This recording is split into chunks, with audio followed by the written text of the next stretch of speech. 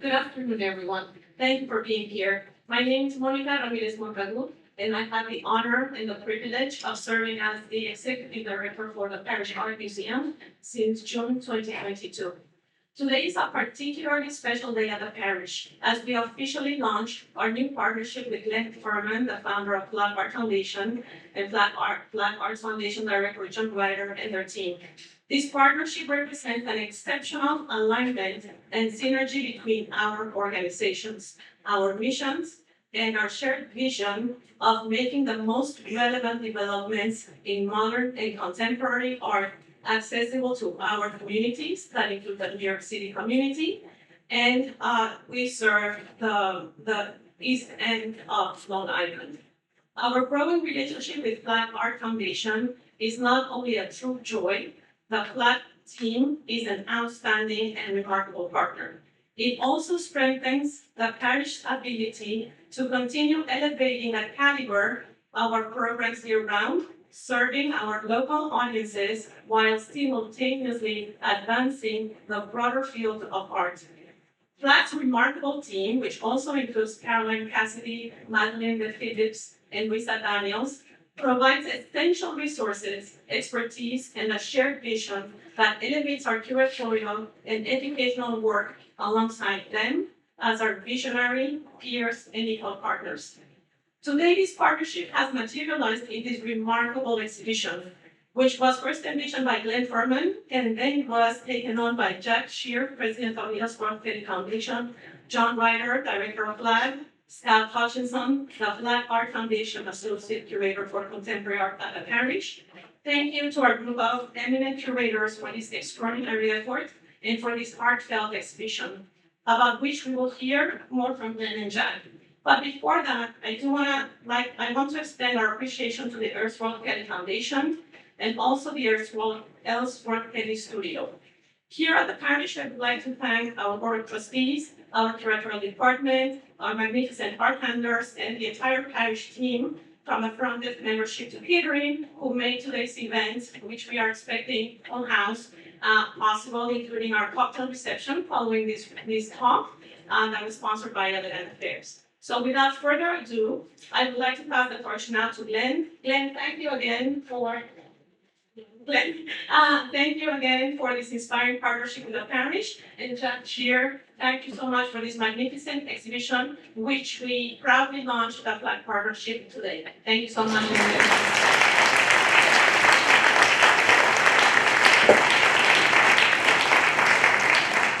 I'll speak into the mic, even though I'll speak up so everybody can hear. First of all, it is such an overwhelming joy to look out and see so many people. I've been coming to Parrish since it opened, and I've never had to park further away from the entrance. And I've never been happier about that. So it's really a joy to see so many people here. In particular, in March, which is not July. And so it's great to see the aliveness, which is not a proper word, but the aliveness of the Hamptons in March is a great joy. And that so many people are here to hear art and hear from myself and Jack Shear. I think we should maybe start, Jack, first of all, by saying thank you, because this would never happen without you. And as I said earlier at lunch, but this would not have happened without you. And you said yes instantly on the phone, which I do not underestimate the power of that. And it really just took off like a rocket ship from that instant phone call approval. But maybe we can start, because I think it'd be interesting. You can just tell the story of how you first met Ellsworth Kelly, where that was, and kind of what was your first connection? Oh, I'm just going to talk. I don't like the microphone. Can everybody hear me in the back? Okay.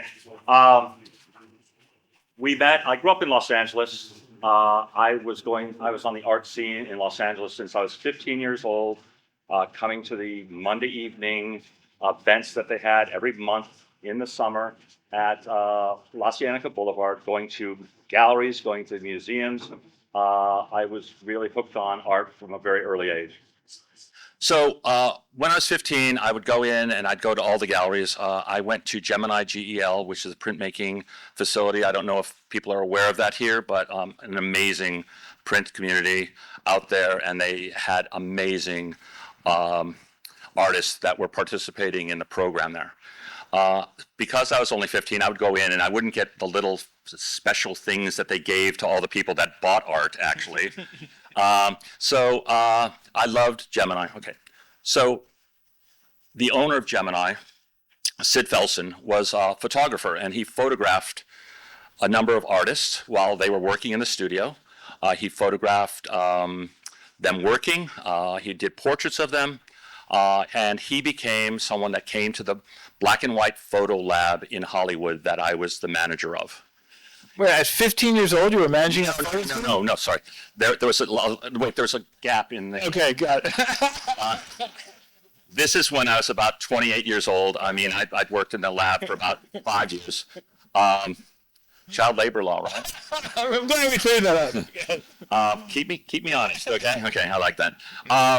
So Sid Felsen, who worked at this lab that came into the lab and we did his work, brought in Ellsworth, and he was like, okay, I know who Ellsworth Kelly is. This is awesome, and that was in 1982. And then the next time I really saw Ellsworth was in 1984.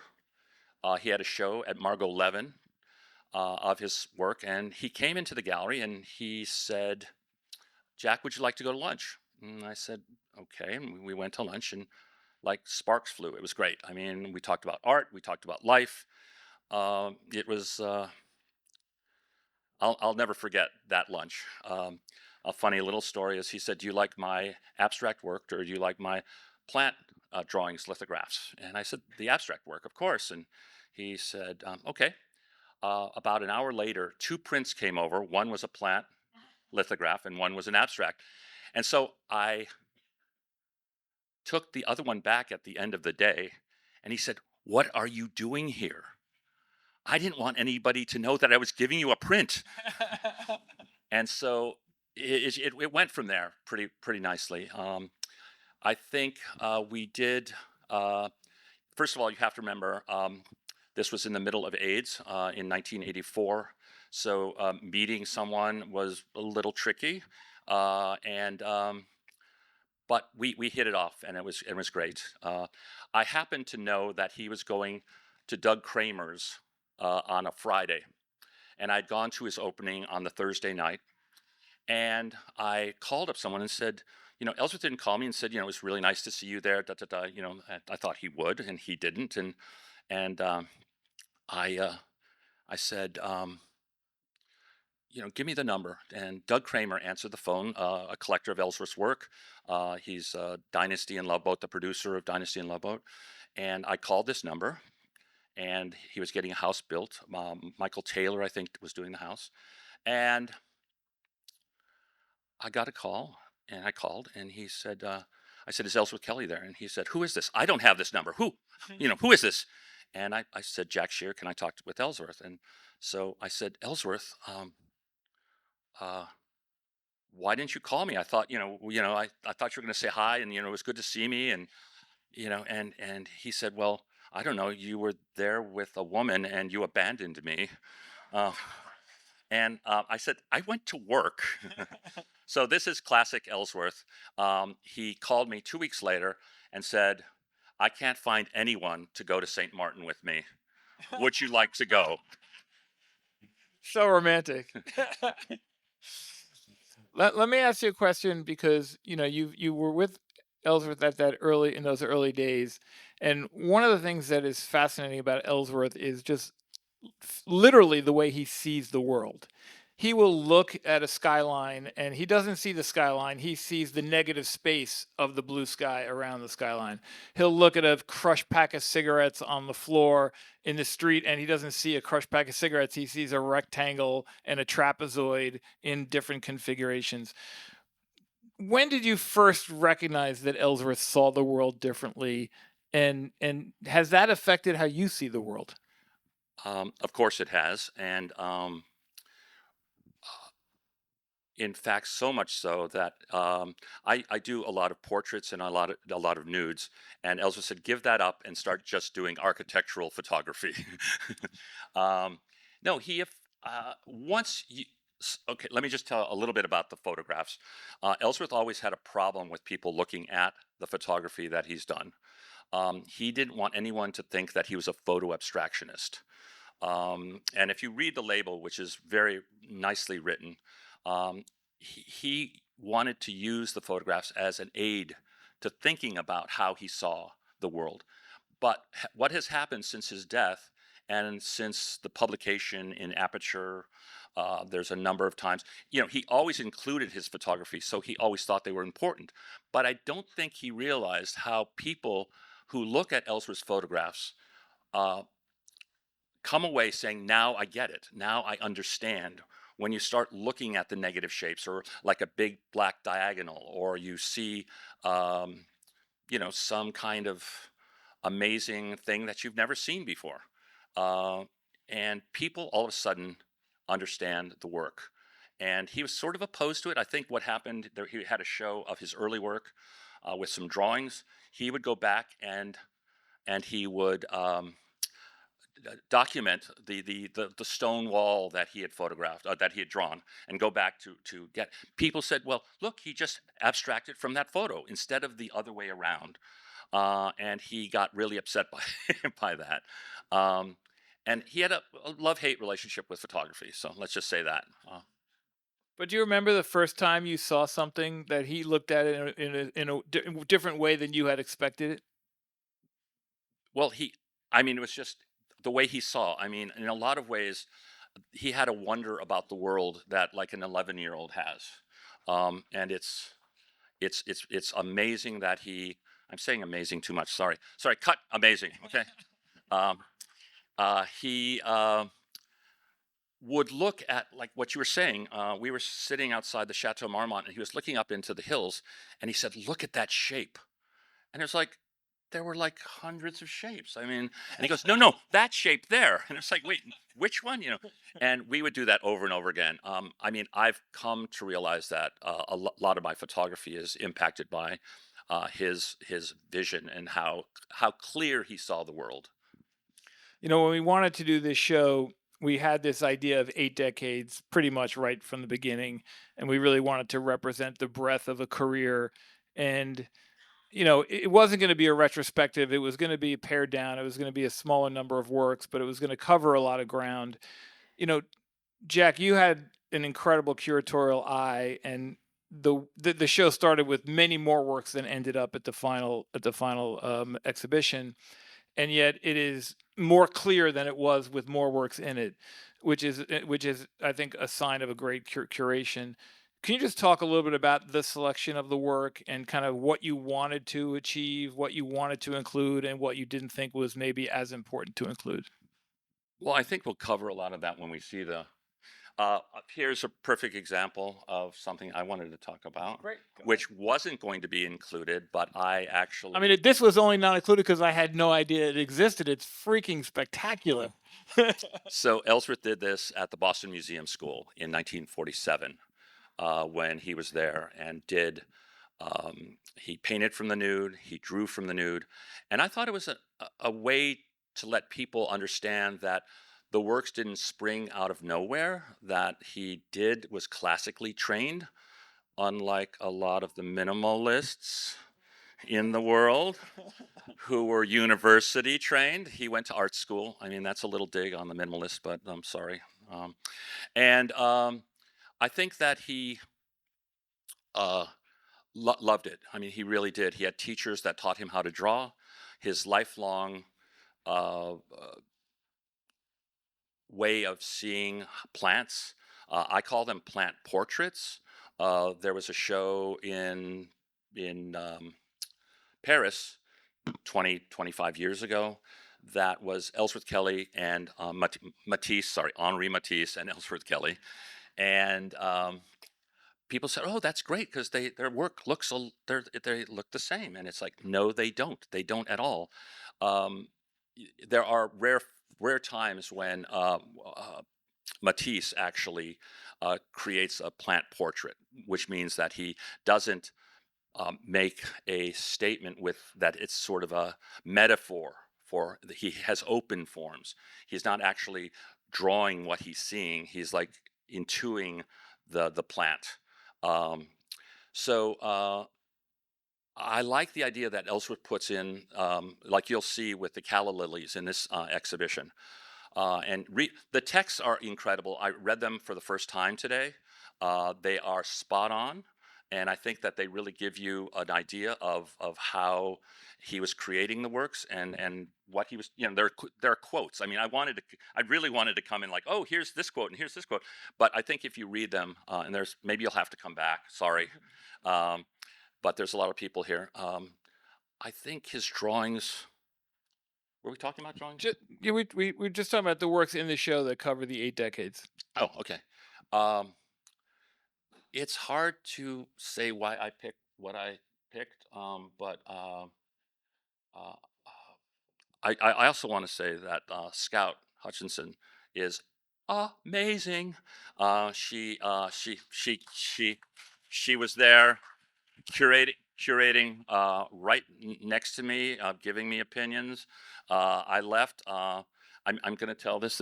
She'll probably hate me for this, but I said, okay, that piece should come down 5 inches, the big white piece, and she goes, oh no, we put it up at 30 where it was supposed to be. So I saw it today, and I said, you were right. So sometimes you have to be humble. I have a hard time with that, but we wanted to have that one big Cincinnati piece after you described it to us. We didn't have it in the original checklist, but now it's really in some ways a signature of the show and a signature of an incredible career and a work that has kind of gone through a lot of iterations. So I think that's probably worth spending a few minutes on this piece right above me. Oh yeah. Okay. So this is a piece that Ellsworth did for a commission for a bank in Cincinnati. And the tellers were underneath each of these colors. So there were 9 tellers, and Ellsworth forbid any. Oh, This is that's obviously not the same installation. no. That's the bank. Oh, there you go. Okay. See, that's sort of what I wanted to talk about. So, see, this is the Central Trust Bank in Cincinnati, and so they were configured like that. Ellsworth said, "I don't want any other color in the building." So there are travertine walls. There's gray furniture. He wanted the color to sing. Should I tell the story about? Yeah, tell the whole thing. So the bank was going out of business, like so many banks were in the late 90s, I guess, and they were selling the building and selling this piece also. And we went to them and said it would be probably to your advantage to take a tax write-off and give it to the Cincinnati Museum, with the plan that we would get this painting back and be able to place it sometime in the future. And then you would swap a smaller canvas to the museum. So no, the museum two paintings. So that they chose. They would have an Ellsworth Kelly, but not this giant painting that they would go to. Sorry, just to be clear, 2 more paintings. And so we swapped it, and a few years later, someone at the National Gallery, the director, came to us and said, "Would Ellsworth have anything that might work on this, on the wall of the National Gallery across from Calder?" And I said, "Well, let me see. I'll ask Ellsworth." And so he came up with this, which is 3 rows of 6. Same painting, same Same work. painting, but in a different configuration and a different way he distributed the colors. And it's glorious. It's had 2 iterations. It was a 2003 iteration and 2012, where they came to him and said, at some point, we'd like to have it expanded a little larger. Than it was a little tight on that wall. So, and he redid it. And so that's how we're using it today in the show. I'm taking pictures of this incredibly packed room. It's so Wait, cool. Horizontal. Listen to the photographer. Because it's horizontal. Okay. And they're happy with it, and everyone that goes into the National Gallery is pretty happy also. I mean, I think this is an incredibly powerful thing, and something that Jack and I were talking about earlier. Ellsworth really cared about his work and his legacy and where his works ended up. He also was blessed to have been the biggest collector of his own work over the course of his career. And he was a very disciplined artist as well. He would have an exhibition, he would have a set of what the prices should be. And if they sold, great. And if they didn't sell, he said, also great. Now I'm adding them to my collection. He did not have any problems with that. If a show was sold out, great. And if only 2 paintings sold, that's okay too. But what that allowed him to do was later in his life have an incredible ability to curate his career and where he wanted to leave his legacy and how to do that. There was a time I was on the board of the Hirshhorn Museum, and Joe Hirshhorn was very famous as a collector, and of course his collection was the foundation of the Hirshhorn, where he would go into de Kooning studio and buy 30 paintings at a time. Well, he was in Ellsworth studio once, and he bought like 8 or 9 paintings at a time. So the Hirshhorn had an incredible collection of 8 paintings by Ellsworth Kelly that happened to have been in the studio on May 5th, 1994. And so Ellsworth came No, to 59. were they that long? Okay, 59. So Ellsworth came to the Hirshhorn curatorial team and said, listen, rather than have 8 paintings from the same month in my career, why don't you give me back a bunch and I'll swap them for paintings over a series of decades so you can tell a story of my career. And of course, the Hirshhorn was thrilled to do that. You wouldn't believe the red tape that we had to go through because, of course, it's like a national, institution, and everything has to be blessed by the government. And who could be possibly profiting? Ellsworth is ripping off this, the institution, which was, of course, ludicrous. Because economically, the museum was getting much more valuable works than they were taking. But anyway, at the end of the day, it all happened, and now the Hirshhorn has 8 paintings covering, 8 decades instead of 8 paintings covering 1 month. So this is another example of how he did. It's an incredible lesson, I think, to artists who just have that luxury, because it is a luxury that he had so much work. And again, even just our ability to put on a show like this is because Jack in the foundation and the estate still has all these works that they can lend on a moment's notice. This show came together in the speed that a major museum would have taken 4 years to organize. Thank you for that.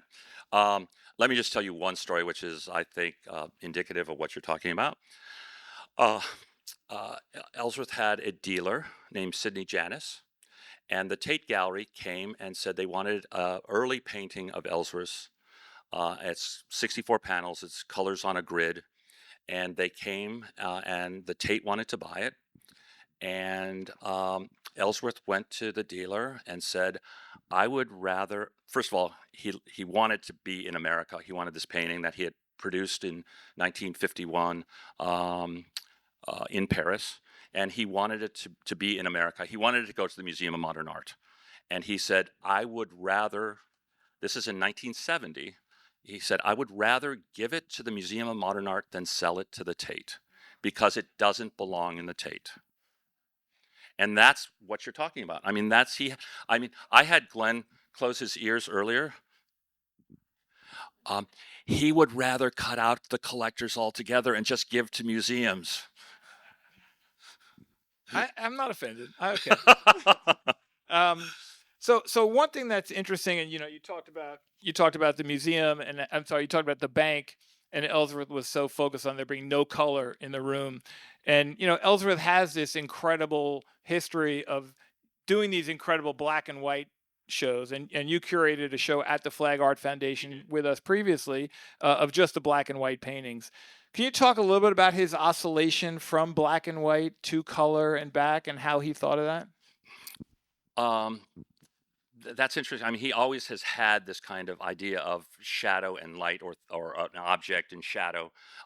So he works out a lot of his ideas in black and white, even when he does sketches or when he does collages, and then he moves into color after that. I don't know if they'll show that, but there's a black and white painting, and I juxtapose it with a color painting that has the same elements in it. One is flat and one has sort of a sculptural element.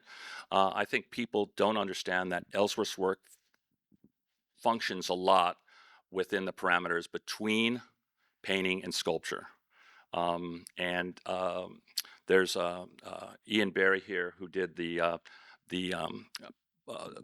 postcard show, the postcard collages that Ellsworth did. And I always thought that they were ephemera, that they were just sort of funny things that Ellsworth did. He put together a group of artists to talk about them, and all of a sudden I saw them as art. I always, because Ellsworth had, okay, I'll tell you a little story. So when I moved east, Ellsworth said, when you move east, Jack, at breakfast every morning, I'll have a postcard for you. Romantic, right?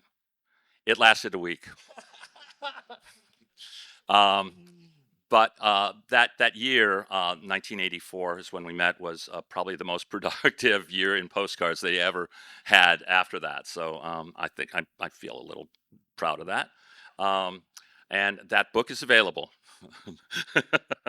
Jack, we're sitting here in the Hamptons, and a bunch of the photographs in the show are from the Hamptons. And Ellsworth spent some time in the Hamptons and actually shared a home with Roy Lichtenstein out here, which is kind of an incredible thing to think about. What was his relationship like with Roy? First of all, we travel a lot with Roy and Dorothy, a lot, going back and forth. Roy did so. All the artists from the East would work at Gemini during the winter years for some reason, because it was warm. Oh yeah, Via's here. She knows all about it. uh, and we would travel together. I mean, it was amazing. What I think you came away with both Ellsworth and Roy were that they were real gentlemen. They were really old school. They would go up to people working in the gallery. I mean, I'm talking about guards who are working in the gallery, and said, "You spend more time with my work than I ever will spend with my work."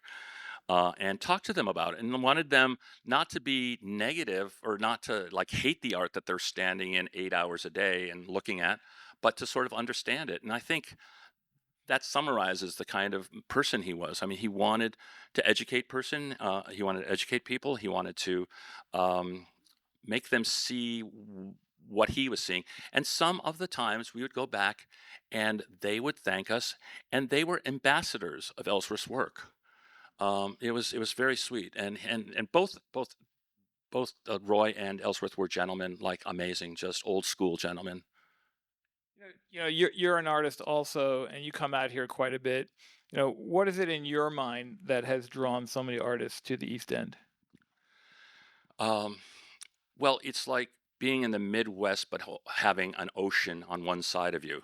Um, the last night's sunset was, I thought, like New York City was on fire.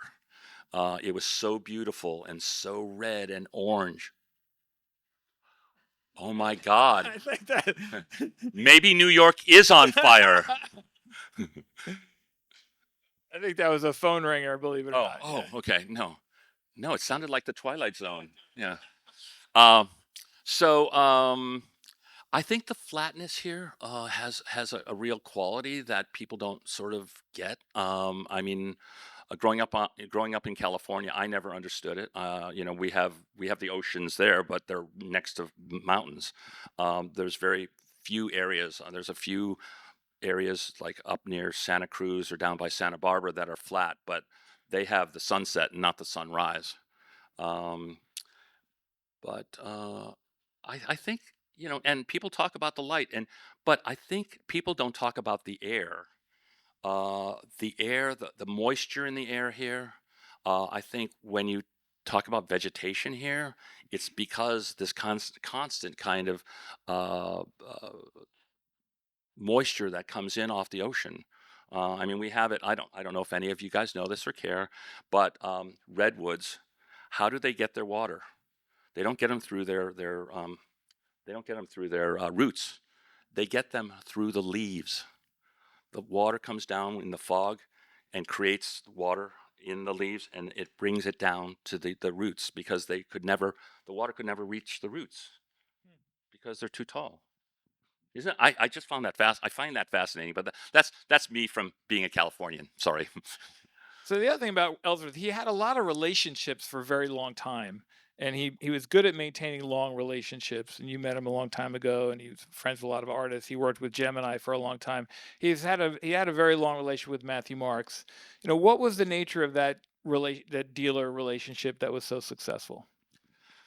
Well, I think it had to do with Matthew was very interested in drawings at the time, and basically started out with asking artists to have shows of drawings, and to that was really important. He had uh, a sketchbook show that Ellsworth was included in, which was brilliant. I think Matthew had worked on a Picasso sketchbook show at Pace, maybe. Sorry, Matthew. Maybe Anthony Dauphin. Maybe No, Anthony, I think Pace. Pace. Um, Got it. he was an intern at Pace. I probably doesn't want people to know that. And don't go up to him and say, "Oh, I heard you were an intern at Pace." Okay, he'll kill me. Um, but I think I think he gets a bad rap sometimes because he really cares about the artists that he represents, and he really wants to protect them. And sometimes uh, collectors don't like that. Well, Um, I think also he cares, like what you said about Ellsworth. He is so focused on museum placement. I mean, like to every dealer has different priorities, but he is museum placement. Nothing is more important than that. Well, and I think that's what we were talking about earlier. Like Yeah. Ellsworth would rather have it just go from, you know, from his Yeah. studio right to the museum, Yeah. No. like fresh paint. Yeah. Yeah. Exactly. There you go. Um, the other thing in this show that is interesting, and we've seen this in a few different places, Ellsworth moved to outdoor sculpture and making these large totems, which was kind of a new format. What drew him to that? There you go. What drew him to that, and how do you feel these totems fit in the body of work that is the kind of classic Ellsworth Kelly work? He started with a group of totems very early in, I think, '74.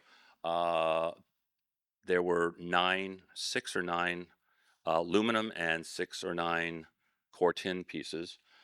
This particular totem here is in Pomona, and at the Claremont Colleges. It's 40 feet tall. You can't have it in your That used to be in your backyard, right? Or is you no, live no, in? no, no, no. That's a different one. Okay. So a lot of the totems look a lot alike. This one is very similar to the one you have in your backyard. The one that you're thinking about, Ellsworth was involved in an organization called the Foundation of Art and Preservation in Embassies. They invited him to come to Berlin and to suggest a totem for the interior of the embassy there. Ellsworth made no money on it. They basically paid for the transportation, the fabrication. He gave it to the nation, basically. And so that one is literally, if you take half of that piece and flip it down again, so that the curve that he's created is so that's a curve. It looks like it's straight, but it's not. I mean, Ellsworth did very few straight lined totems. He did one for Glenstone, but he was very fascinated by the curve. And I had a whole series of white. This is another one of his totems that he did at the Walker in Minneapolis. And you can see the cherry of Oldenburg back there, which is sort of funny. This is similar to the one actually that was at Ron Perlman's, right? It is, Rock. yeah. Yeah. And he recreated it. This is in bronze Mhm. with a dark patina. And if you look, you'll see that people walked in between it like this special gate into another world. You can't really see it, but you can But see this also, the negative space here is it's incredible, right? Well, Yeah. so that negative space would be the sculpture that's in Berlin. Hmm. If you looked at it straight on. Right. I mean, I think there's a print, a blueprint. Do you have that one next or something? Yeah, there. So if you saw that, and then see the shape in between becomes what the You're good. You even know the order of the slides. Yeah, I'm the one that did them. I'm joking.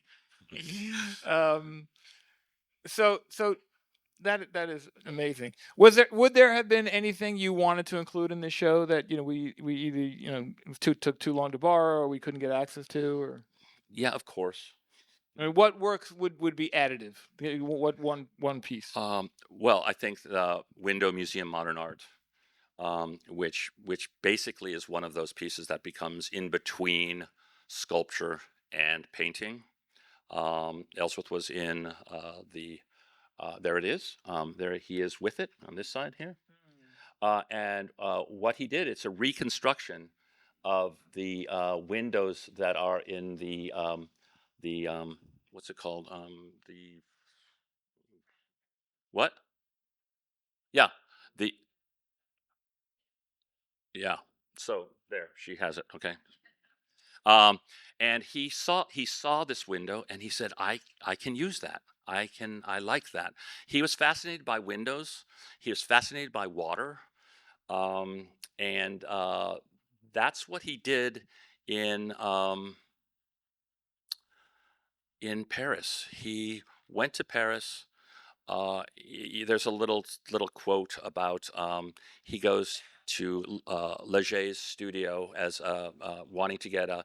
He was in Paris on the GI Bill after he was in World War II in the Ghost Army. I don't know if anybody of you know about that or not, but look it up, and I think it's fascinating.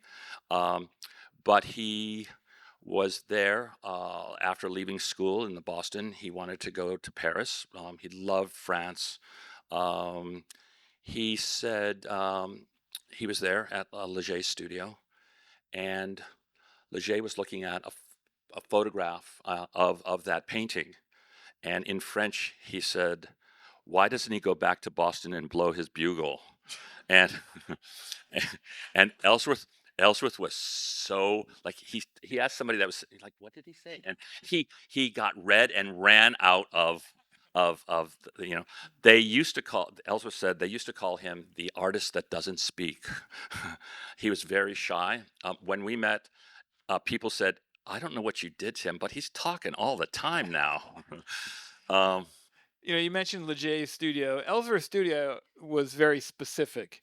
Amanda, my wife, and I had the luxury of going to visit you in Ellsworth. There was a period of time we would go every summer, and you would make lunch, and we would have a great time. But the studio was such a unique experience. Describe the studio to people, and what would you think people would find most surprising about Ellsworth Kelly's studio? um, I think that's most surprising. He had a painting wall.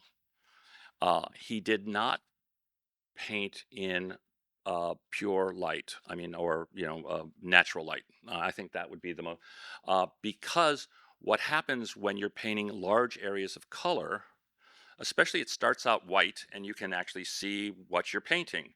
But if you're painting 2 or 3 coats on a red surface, you need somebody there, an assistant, to have a raking light so that you could actually see what you're painting. And if you missed any of the lines that you're painting, because you just painted up and down, but it had to be wet in order to get the next section painted. Um, one of the funny things about this wall, I don't think we have a photograph of it, but is there one? Oh, there it is. Oh my God! There's a behind- picture of me and my wife. Look at that. Yeah. I didn't authorize that. Yeah, you did. Okay. Someone did. So if you look, this is very early on. We started out, Ellsworth didn't have plywood on the walls. He only had studs. And so he would put paintings up on the wall with a bar across them so that he could carry them around because they were wet and you couldn't hold on to them. So this is very early on. I think after we put plywood, so he could put the anywhere instead of just going on the studs. But if you see these little brush strokes that are on, one of the bristles would come off of the brush and he'd like slam it against the wall, like he'd take it off the painting, slam it against the wall, and then go back down again. But he couldn't see that. He had to have somebody there saying there is a bristle there, because I don't know if you've ever looked at red for a really long time, your cones and your rods go crazy. Okay. And then just like, But I just want to emphasize, just because this is so amazing, Ellsworth obviously had a very large studio, but he had a wall where every single painting was painted just on that one wall. He only painted on one wall. And so there was also this magnificent negative space on that one wall, because there was always, a square or a rectangle that wasn't there, and it would leave this, like, the marks of the paint brushes that went to the side, which was amazing. The other thing that was incredible was, first of all, every single painting by Ellsworth Kelly has only ever been touched with a brush by Ellsworth Kelly. He was religious about that. There was not a single assistant, not a single person, not Jack. Nobody could touch one of his paintings. Let me just tell you one thing. Ellsworth said if I die in the middle of this painting, don't call 911. Finish the painting, and then call 911. So that would have been the only time. Okay, so which was amazing. And then the other thing, which is again so strong in my memory, he had all these brushes that were in, like kind of Savrin cans or whatever, but just all these orange brushes were together and all the red brushes were, it was like this, it was the most beautiful contemporary art sculpture you would have ever seen with just these brushes. Yeah, go Jasper. No, he also saved, he was religious about saving little samples of all the colors he ever used. So you have jars of all the painting colors. He mixed, and the other, I guess another question that comes up a lot is, did Ellsworth mix his own paintings, paint? So what happened? He did. He actually even put color into his blacks. When he used black, he would put a red or a blue. But very subtly. He also would. There was a time when I think it was in the early 90s, maybe the late 90s, that they were taking heavy lead or heavy metals out of paint.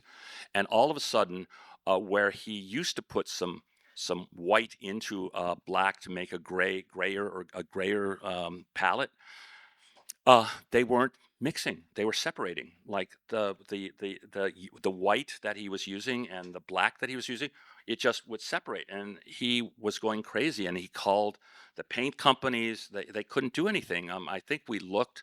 I think we looked to England, and I think there were like a few boxes left of like the old black that he used to have. But things like that do impact artists.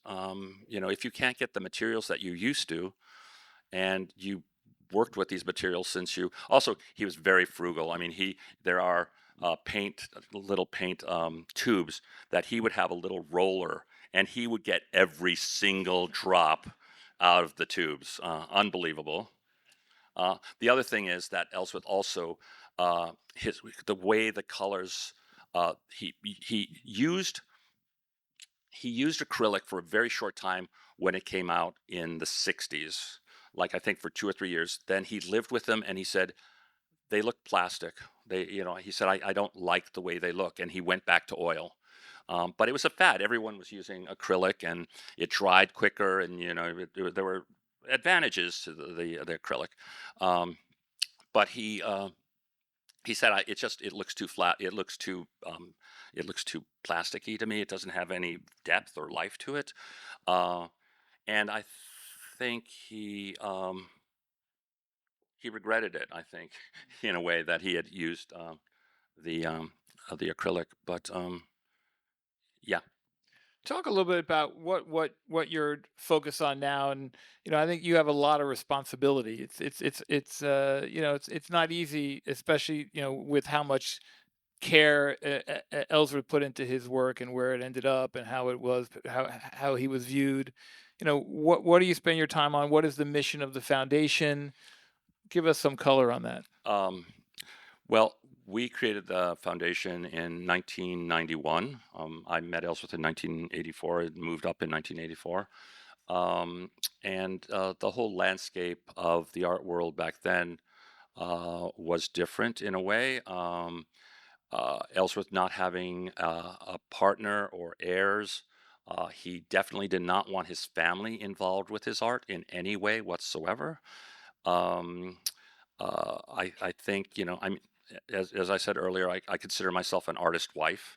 I'm in control of the legacy of and there are incredible artist wives. I mean, I'm not putting that down as I think that when an artist dies and someone has to carry on, and someone has been with them for years and years. We were together for 32 years, and Ellsworth trusted me to go to exhibitions, to install exhibitions, to see that everything was right.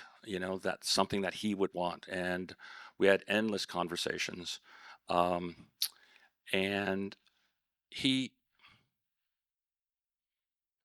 it is a big responsibility. I mean, that is my life's work, basically. I basically consider myself a sort of a mediocre photographer, but he was a genius. And people, friends of mine would say, you know, like years ago in the 80s and 90s, people would say, you're like Ellsworth Kelly's boyfriend. Like, that's creepy. Um, and uh, I basically said, he's a genius. He's like, this is amazing to be able to work with somebody that sees the world in a unique way and has changed the world and how we see the world. How do you get to be in somebody's presence? Like, I'd probably be dead if we hadn't met. Um, so it's a big responsibility. That's all I'm saying. I mean, Did Dorothy did an incredible job. yeah, I was gonna say, did you look to Dorothy as a mentor at all in that regard? No, we had very different priorities. She has kids. There's a whole different situation.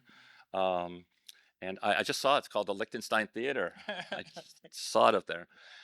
So he's here. Hi, Roy. Um, the the foundation was put in place, and it's undergoing a change. We just elected a new executive director, and in the form of Ian Barry. I don't know if I was supposed to say that, was I? Oh, go for it. So if you have any questions about the foundation, you can ask him. He actually started as a studio assistant with Ellsworth. How long ago? 35 years ago. Seems like a good choice for a variety of reasons. Congratulations. Amazing. Well, I mean, I think that anything else you wanted to cover before? I wanted to cover a lot of stuff. All right. Anything you front of mind? No. Do you want to take a couple questions from the audience? I will take 3 questions from the audience. 3 questions. Okay. Who wants to go first? Uh-oh, there's a hand. Yes. Maybe stand up and then I'll repeat the question. Oh. Talk about the chapel. Okay. She is not a plant. I'm just letting you know. That's one of the places I wanted to go, which is Ellsworth's last work was to create we don't call it a chapel because we were afraid that it wouldn't it's called Austin. It's on the campus of UT, University of Texas at Austin, in Austin. Oh yeah, I just saw a hook 'em horns back there somewhere. Of course, they're everywhere. I mean, they're like, this idea had been kicking around since the time of Doug Kramer. Doug Kramer wanted to create something like Ellsworth had this idea. He had loved Romanesque architecture, and so he asked Ellsworth to create this chapel, basically, and it was going to be in Los Olivos, which is about 35 minutes north of Santa Barbara. Beautiful wine country. It's like the south of France, where a lot of Romanesque architecture resides now, or has always resided. And it basically didn't change from that conception until it was built. Ellsworth signed off on it. It was one of the last things he did before he died. In 2015, he died on December 27th after having an incredible Christmas at our house. Jasper was there. It was really a really beautiful event, and he died 2 days later. But he signed off on like a big tome of blueprints and ideas, and he loved it. And he was very involved in it. But years before then, I mean, for like 2 years before he died, going in and looking at the glass, the colors, we put colors in the garage, and that so that we could see them with light outside of it, and how how it would work, the colors, and how they related to one another. One of the interesting things that Ellsworth always did spectrums with the yellows on the outside of the spectrums and the darker colors towards the middle, because he said the yellow is the closest hue to uh, the white. So he wanted it to expand, and that's how he saw his spectrums and not a natural spectrum. Sorry, there are so many stories. Like, I know you guys are bored right now. But anyway, okay, let me just tell you one story, because this is relatively. Sidney Janis had a show of Ellsworth's, and Albers was up there, and he was talking to. He didn't talk to Ellsworth, but he talked. He was talking business with Sidney Janis, and Ellsworth came downstairs, and uh, what's his name? Joseph Albers was there, and he was looking at something or doing something, and he said, Ellsworth went up to him and he said, "Oh, that was my that was my spectrum. Like, what did you think? I saw you looking at the show." And Albert said, What color theory did you use?" And he said, "I didn't. It was intuitive." And he goes, "It looks it," and walked away. Ellsworth loved telling that story. Okay. I was saying, art. It's fascinating, just the inner relationship between artists. I told the story before. A great Ellsworth memory of mine was we were getting ready to put some sculptures at our property here in the Hamptons, and Ellsworth was one of the first people that we went to, and Ellsworth said, "I'm excited to do it. I'd love to do it. I just have one question for you." I said, "Of course, whatever you want to know." He says, "Has Richard Serra already been to your property?"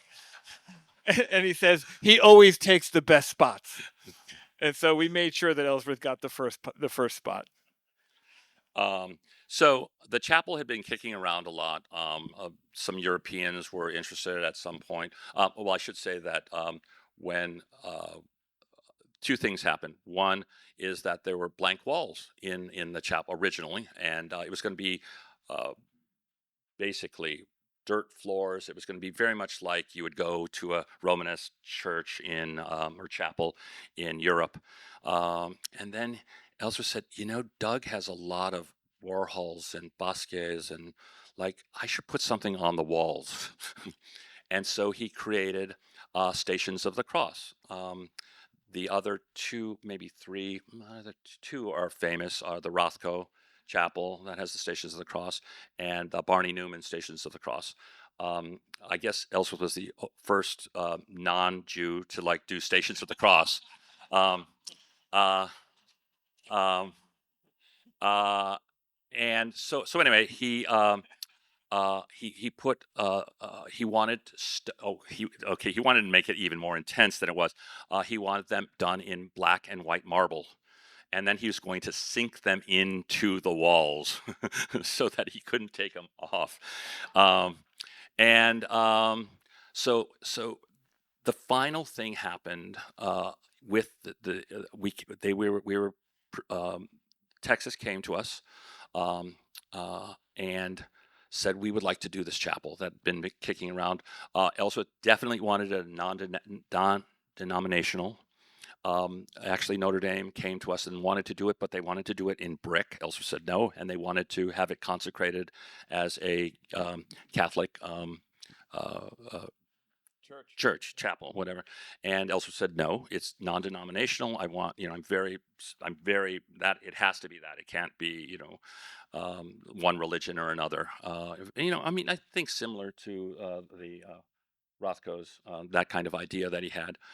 It's sort of less kind of religious than the Rothko Chapel is, and it is so beautiful. I wish we don't have photographs of it. If it's worth a trip to Austin, Texas, just for this. But if you're ever in Austin, obviously you have to go. It is a spectacular experience. It is a religious experience. You cannot walk into this space and not feel it's a good term. It's much better, more appropriate. It's a very spiritual experience. You really feel something greater than yourself when you walk in there. And it's also great that it's on a university campus, because you see lots and lots of 18, 19, 20-year-old kids walking in there on a regular basis, and not just because it's right before finals and they need to get something, I don't know. But it's a beautiful, beautiful Well, creation. it has been since it was completed in 2018. It constantly is one of the top 10 things to see in, on all of the, if you go to Austin and you say top 10 things to see, it'll always say the Ellsworth Kelly Chapel, Yeah. Austin. What was interesting is that, so Ellsworth made all the aesthetic decisions, but when I was working with the team there, I had to make decisions about where the handicap accessibility was. I had to make, where the lighting was that had cameras in it, that had the sprinkler Oh system. my gosh, and those red exit signs. And the red exit signs, which we couldn't get rid of, and an exit door within the chapel, which would be no church would have like an exit door right next to like the huge redwood, 5-inch thick redwood totem that was created for the apse of the piece. And it does have the Stations of the Cross. I think the one thing I think Ellsworth was involved in this is we basically, instead of coming straight on to the first Station of the Cross, we actually enlarged the sort of area, the foyer, so that people could walk in and be there without art right next to them. So I think that was one of the situations that we I don't know, I'll have to find out whether Ellsworth was involved in that, or we decided that that's what needed to be done, because otherwise you wouldn't be able to like get into the building and see the art. That's an interesting question. So at the opening, I was so nervous that people were going to say, "Oh my God, what did they do? The lighting is horrible, and how did they have the red exit signs?" But it's a public building in Texas. It's literally right down. It's like right down from the Capitol. And It's from the football stadium, I mean, from everything, it's right there. Right, It's yeah. right there. But no, I mean, like literally, there's a Yeah, sight sight line line. all the Yeah, way up yeah, to the. yeah. So anyway, if you go, I can't pay for your transportation there, but I think there are free days that you can go see it. Find out when those are. Well, listen, I know we've extended our time. I think we'll wrap up here. Just to say, look, this is the first of a great partnership between the Flag Art Foundation and this incredible institution here at the Parrish. We're blown away by how many people here. We're going to do this on a regular basis. Ellsworth Kelly is a great start, and thank you for coming out. Thank you, Jack. I only saw 2 people leave.